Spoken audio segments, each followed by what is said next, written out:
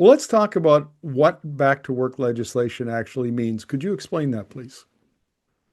Well, essentially, I like to call it it's the government's get out of jail free card. It's a way that rather than actually resolve the issues of the conflict, you could just bring an end to the strike. And so it is simple as you introduce a piece of legislation that declares the strike illegal, and usually forces it then into binding arbitration. Although sometimes they will actually sort of actually legislate the provisions of the contract in the legislature. So that's also a possibility. But most often these days, they just impose binding arbitration on the parties.